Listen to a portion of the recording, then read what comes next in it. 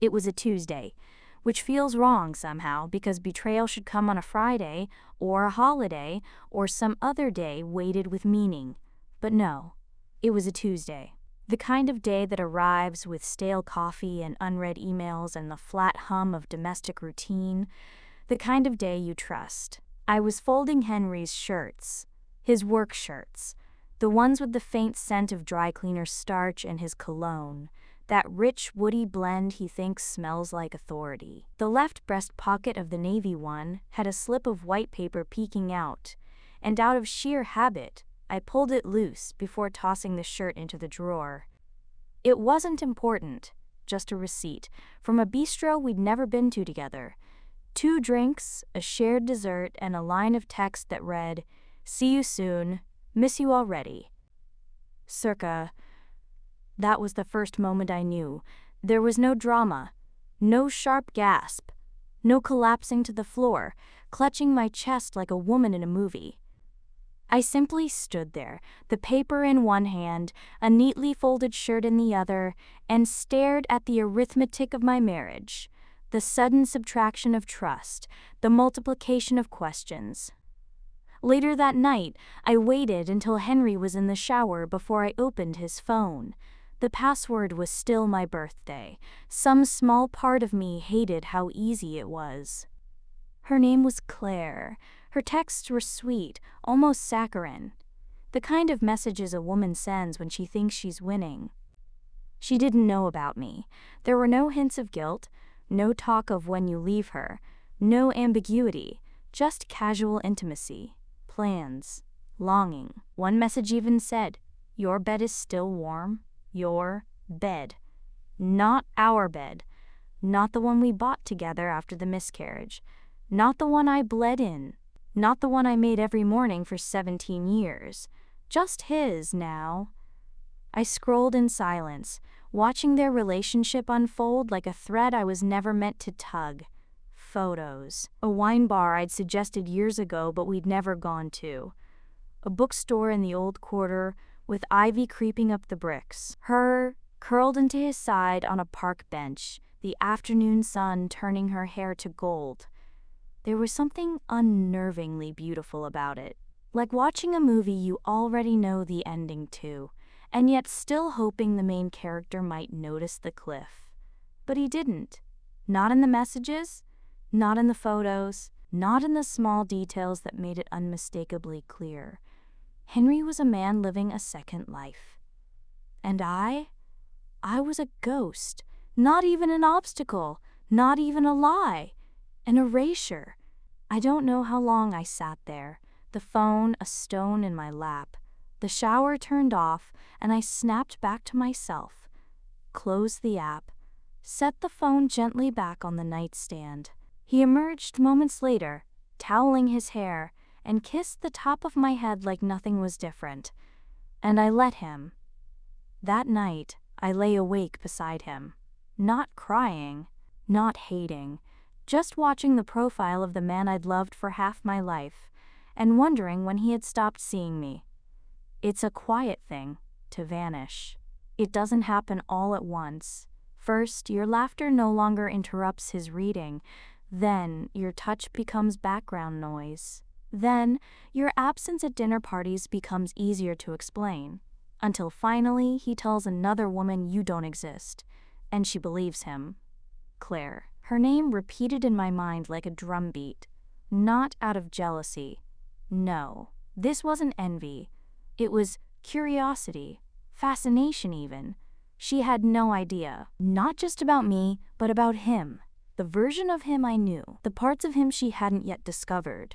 The way he couldn't sleep when it stormed, how he flinched when our son broke his arm and blamed himself for days.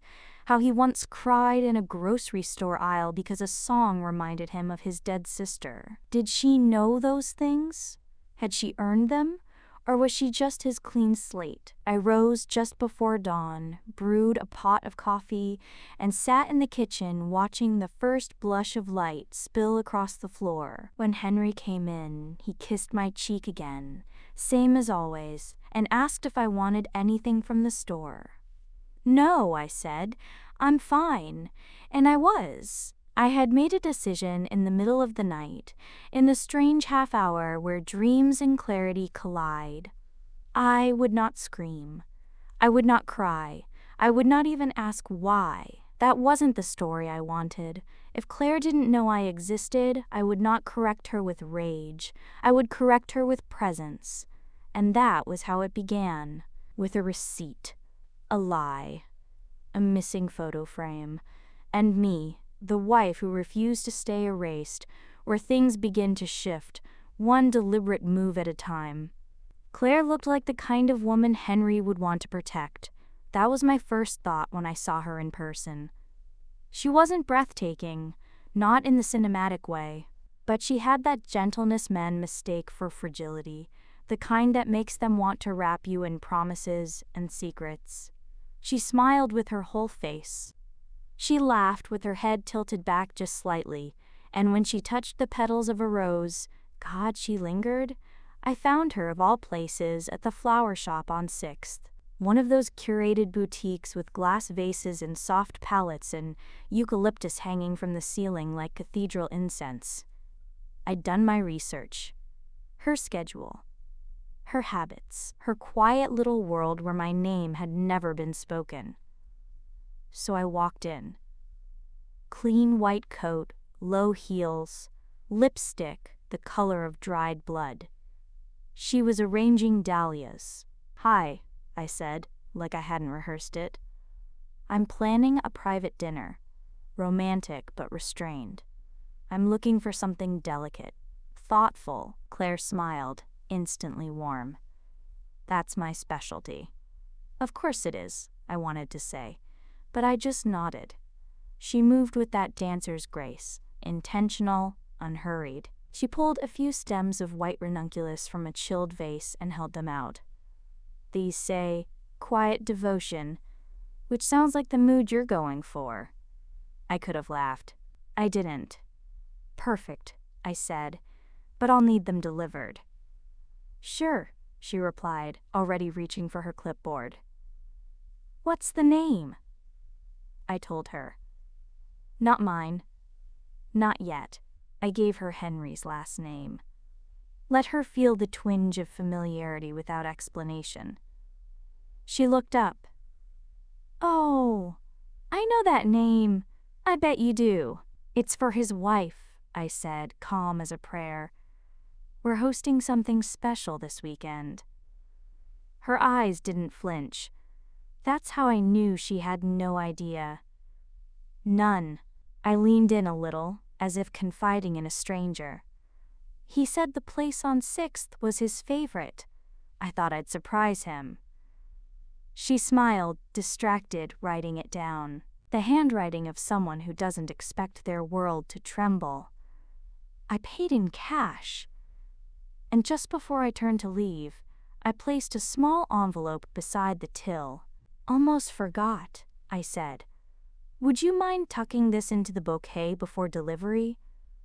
"Of course," she said, still all sunshine and manners. She didn't know that what I'd handed her was a match. And she, blindly, had gathered the kindling. Inside the envelope, a card. "Claire, you don't know me, but I know who you think he is. Let's talk. Saturday, 3 p.m., Bellamy's Cafe. Just the two of us, H's wife." I didn't wait for her to read it. I wanted her alone when she did. I wanted her to sit in the quiet of her lavender-scented shop and feel her world tilt just slightly. When I left, the air outside smelled like burning leaves, and the past tense. Saturday came. Bellamy's was quiet. White brick walls, gold-rimmed cups, croissants that flaked like old promises. I wore navy. Clean lines, no makeup. I wanted to look like the kind of woman you don't see until it's too late. She arrived 10 minutes late, her eyes scanning the cafe like someone bracing for a wreck. When she saw me, she froze. Just for a second. Then she sat. "I almost didn't come," she said. I stirred my tea, But you did. She looked at me like she wasn't sure what part of this she was allowed to feel. Guilt? Shock? Curiosity? Women like Claire aren't used to being the other woman. They think their love is real because it was given gently. I didn't know, she said quickly. I swear to God, I didn't know he was. Married? I offered. No, he didn't tell you. She shook her head. I wouldn't have. And then she trailed off. Because what could she say? That she wouldn't have done this if she knew? That it somehow made her cleaner, her affair less cruel? I let the silence sit between us, warm and close. I wanted her to feel it. The thing is, I said softly, it's not your fault that you didn't know. But it's mine if I let you keep not knowing. Her lips parted. She was about to apologize. I could feel it rising in her throat like smoke. Don't, I said. Please, no apologies, not yet. I didn't come here to destroy you, Claire, or even to punish him. I came here to be seen. She blinked, and for the first time I saw the edges of her soften, not with pity, with comprehension. I don't even know what he told you, I said. Maybe that we were separated, or unhappy, or that I was cold. She was silent. I'm none of those things, I said, except maybe the last one. Now, her voice was a whisper. He said you were gone, that you were never really there. I laughed. Quiet, bitter. That's what men like him do, Claire. They erase, but not all at once. They just stop looking you in the eye. They tell new stories, ones where they're innocent, unloved, and you are the prize. She didn't speak. She didn't have to. I could see it in the way she twisted her hands together under the table. She was unwinding. I used to think the worst thing was being cheated on, I said, but it's not. What is? She asked. Being forgotten. I stood. Claire didn't stop me. She just looked up like a woman who had walked into the middle of someone else's nightmare, still unsure who she was supposed to become in it. I hope, I said gently, that when you love someone again, it doesn't require the disappearance of someone else. And then I left, not like a ghost, but like a woman reclaiming her body from invisibility, the moment truth stops whispering and starts breathing. Bellamy's Cafe had been a deliberate choice, not because it was close or quiet or neutral, but because Henry had brought me there once, 5 years ago, after a funeral, his father's. We sat in the back corner. I remembered the way he touched my hand over the chipped teacup and said, I don't know how I'll survive without someone who sees me. And now, here I was, watching the woman he chose to be seen by instead. Claire sat across from me with her shoulders drawn inward, spine stiff with dignity she wasn't sure she deserved to keep. She was paler than she'd looked in her photos, softer around the mouth too. I could see the panic she was trying to swallow. I'm not here to take him back, I said. It was the first thing I wanted her to know. She blinked. I didn't think you were. Yes, you did, I said, not unkindly. Or you hoped I was, so you could feel like the better option. Her face changed. Something flickered behind her eyes, a flash of recognition, sharp and small. I know that hope, I added. I had it once too. Not with him, but with the man before.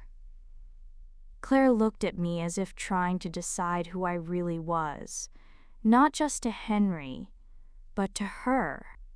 I didn't know he was married, she said again, quieter this time, not as a defense, but as a fact she was trying to believe meant something. He told me he'd been alone for years. That's how men cheat without lying, I said, sipping my tea. They tell you about their loneliness, and they let you fill in the blanks with your sympathy. Claire flinched, not from guilt, but from the truth of it. She was unwinding, and I could feel it in the way her mouth stopped forming explanations. I'm not angry with you, I said. She looked up. You should be. I'm tired, I replied. Tired of being someone else's invisible girl. Claire's eyes softened. Her shoulders lowered an inch. I loved him, she said.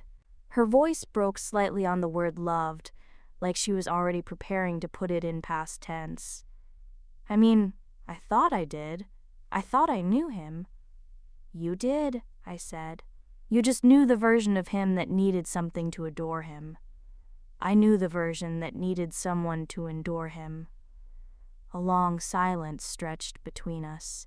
Outside, a man helped his toddler climb into a car seat. A dog barked.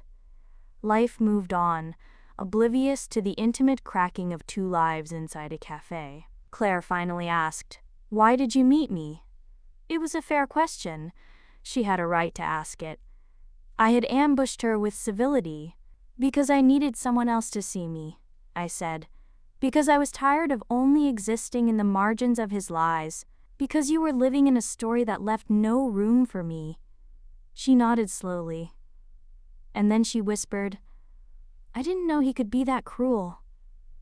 He wasn't, I said. Not to you. Her mouth trembled. I'm not here to compete, I continued. He made a choice to divide himself. You and I are the collateral. Claire covered her mouth with her hand. Her eyes welled. I didn't stop her. I didn't comfort her. I let her sit in that grief, that slow, sinking awareness that she was not chosen, not uniquely loved, not special. Just selected. Just temporary. I finished my tea. When I stood, she stood too. Will you stay with him? She asked, her voice brittle and bare. I don't think either of us will, I said. I just got there first. She nodded. The smallest, saddest motion. I reached into my coat pocket, pulled out my wedding ring, and placed it on the table between us. Give it back to him, I said. He left it off the day he met you. It doesn't belong to me anymore. She didn't reach for it. She just stared, like it was an artifact from a war she hadn't realized she was in. I hope next time, I said gently, you choose someone who already knows how to hold what he's been given. And then I left. The door chimed behind me. The wind outside was biting, but I felt strangely warm. I didn't know what would happen next. Whether she'd leave him, whether she'd tell him about our conversation, whether he'd even notice what was gone when he walked into our home and found the drawers empty, the silence unkind. But I knew this. She knew my name now, and I would never again let myself be written out of someone else's life like a footnote. I was the wife, and I had introduced myself. I didn't leave right away. That would have made it too easy for him. Instead, I lingered in the quiet between confrontation and collapse. I watched him fumble through normalcy in the days after I met Claire. Still waking at 6, still spooning sugar into his coffee, still texting someone with a smile he didn't show me. He didn't know yet. Not about Bellamy's, not about the card I left in the bouquet, not about the way Claire's hands shook when I told her I was the wife. He thought he was still in control. That's the thing about erasure. It happens slow, but it ends fast. The day I realized I had been erased was not the day I discovered Claire. It was a Wednesday, 3 months earlier. Henry had forgotten my birthday. There were no fights. No dramatic silences. Just nothing. A blank page where a celebration should have been. He left for work without even a glance. No card, no kiss. Not even the safe, lazy question of, any plans today? I told myself he'd make it up to me, that he'd remember eventually, that maybe he was distracted, but he never did. And I never mentioned it, because somewhere along the way, I'd stopped asking to be remembered. That was the first flicker of absence. The second came a week later, when he told a story to friends at dinner about a trip to Italy. "I went there a few years ago," he said, "not we, just I." As if I hadn't been beside him in Rome when he got food poisoning. As if I hadn't cried on the Amalfi Cliffs when he told me he wanted to start a family. I watched the sentence pass through the room like a breeze through a chapel. No one noticed the omission but me. I smiled and took a sip of my wine. That's what women do when they vanish. We go quietly, glass in hand. The third flicker wasn't even a moment. It was a pattern. He stopped using our Sother, our bed, our house, our plans.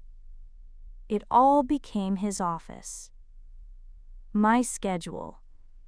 Her birthday.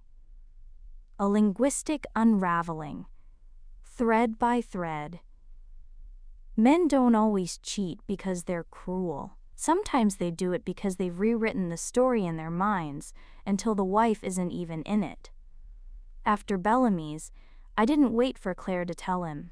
I watched how he grew restless in the evenings, his fingers twitching toward his phone. Watched how he sat longer in his car before coming inside. Watched how he looked at me like I was a piece of furniture that had somehow moved in the night. He sensed it. The shift. The presence of presence. I'd become real again. And it scared him. Because when a woman disappears, it's convenient. But when she reappears, unafraid and unbending, she becomes dangerous. "Everything okay?" he asked one night. It was the first time in weeks he'd asked a question that wasn't about groceries or bills or traffic. I smiled. Why wouldn't it be? He looked down, stirred his tea. "You've been different." "I've been here," I said. "You just finally noticed." He blinked, and for a moment, I saw it. That flicker of something like guilt, or fear, or realization. Is this about? He didn't finish the question, because to name Claire aloud would be to break the fourth wall, and Henry was still clinging to the hope that this was all a dream, that he could keep the wife and the mistress in separate rooms like coats in different closets. But I was done making room for him. I stood. "There's a story you tell yourself," I said, "that I'm distant, cold, hard to reach, that I've been gone a long time." He said nothing. "But you never looked, you never asked. You never even said my name when you talked about your life to other people. You replaced me before she ever existed. Claire wasn't the betrayal. You were," he swallowed. "What do you want me to say?" I stepped closer. Not to threaten, just to be seen. "I want you to say my name," I whispered. "Say it like it matters. Say it like you forgot it belonged to someone who never stopped being real."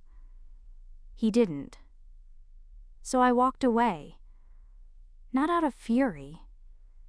Out of finality. I didn't slam the door. I didn't take the dog or key his car or leave a trail of shredded wedding photos. I left two things behind.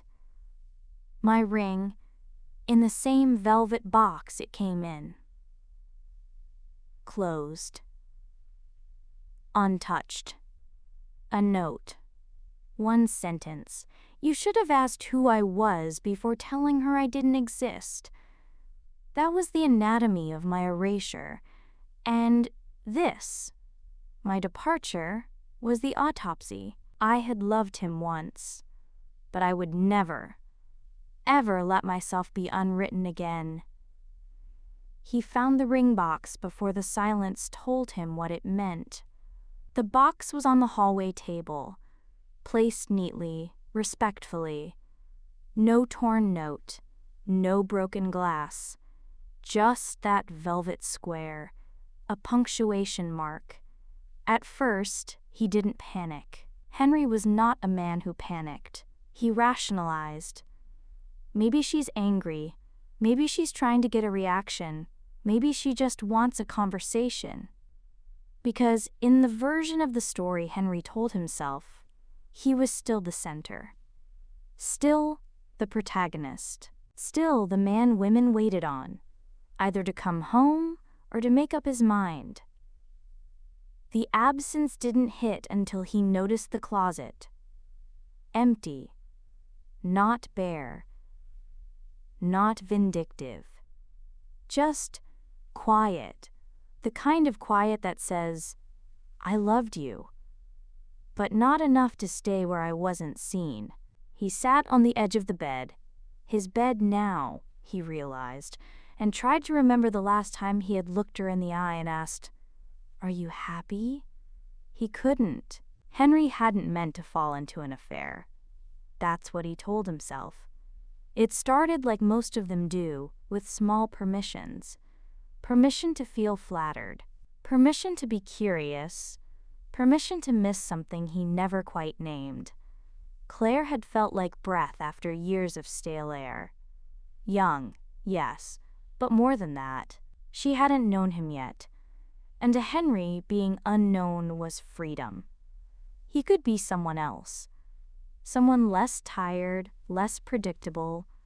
Someone still worthy of being wanted. He didn't tell Claire about the wife, because to tell her would mean remembering her.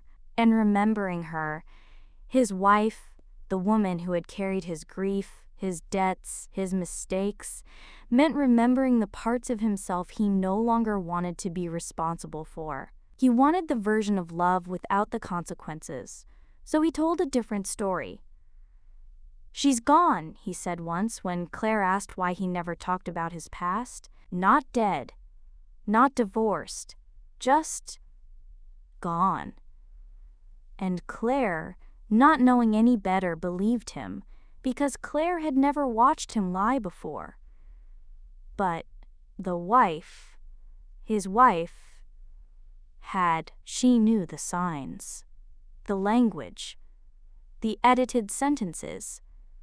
She knew exactly how a man vanishes a woman without ever leaving the room. The note she left, "You should have asked who I was before telling her I didn't exist," was surgical. No flourish, just fact. It gutted him. Because in that single line, she revealed the whole architecture of what he'd done. He hadn't just lied. He had erased. He thought about calling Claire. But what would he say? That he'd ruined 2 women with one silence? That he'd mistaken escape for reinvention? That the man she thought she loved was just a repackaged coward? He knew now.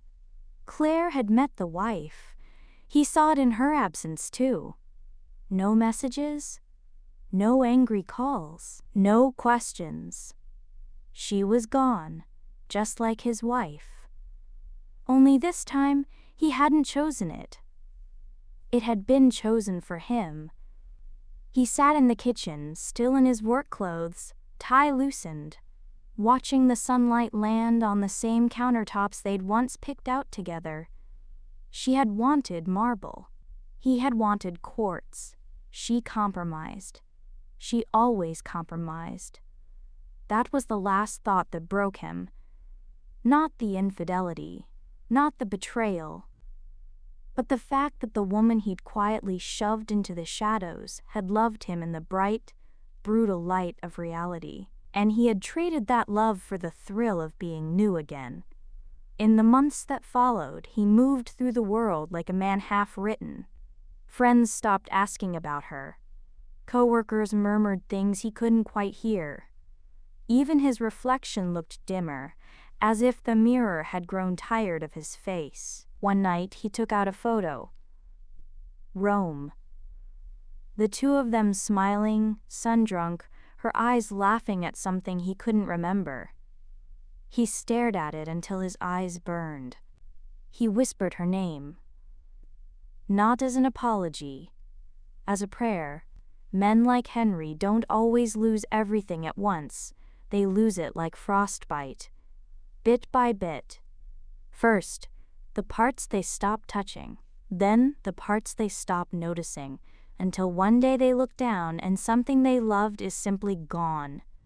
And all that's left is the echo of a name they forgot to say out loud. I did not burn the house down. I did not key his car. I did not take half the savings and disappear to Europe with a younger man who smelled like potential. That would have been easier. More cinematic. Instead, I opened a new bank account, rented a small flat on the east side, painted one of the walls burnt orange because he hated orange, and I started saying my name again out loud, in rooms where no one expected me to be silent. When you leave a man like Henry, people ask questions. What did he do? Did he cheat? Did he hit you? Did he stop loving you? But the question no one asks is, did he forget you were a person? Because that's the one that unravels everything. In the beginning, I wasn't sure what I wanted. The silence felt like a second skin. I went entire days without speaking out loud. I ate over the sink. I slept curled on one side of the bed.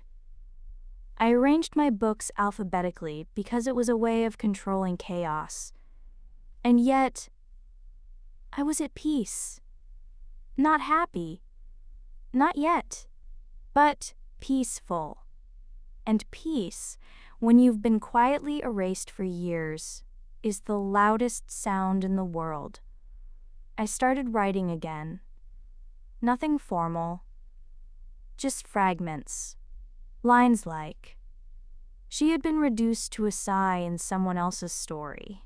Or, he used her silence as space to speak louder. And once. The opposite of love isn't hate. It's being replaced in a story you helped build. I didn't know what I was writing toward, but it felt like stitching something back together.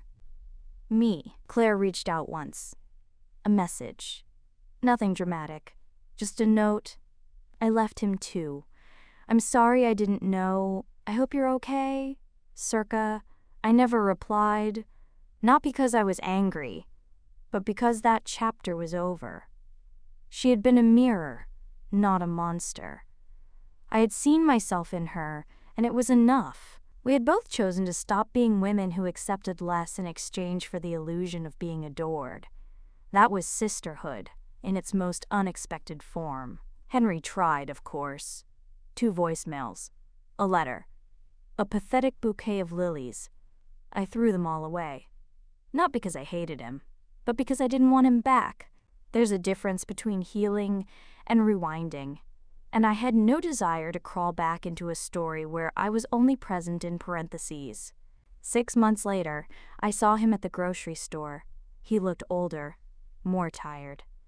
He reached for a jar of olives and dropped it. It shattered. I watched a man bend to pick up glass he had broken with his own carelessness, and I walked past. Not fast, not cold, just free. Here's the thing no one tells you. Sometimes closure doesn't come with a grand gesture or a confrontation. Sometimes it comes with buying your own coffee on a Sunday morning, with laughing at a joke no one else heard, with hearing your name and realizing you love the way it sounds when you say it for yourself. What I chose next wasn't spectacular. It wasn't fire or fame. It was presence. It was permission. It was this. I came home to myself, and for the first time in years, I stayed the end, but not her end, just the start of a life where she is no longer a footnote, but the author, the voice, the center, the whole damn book.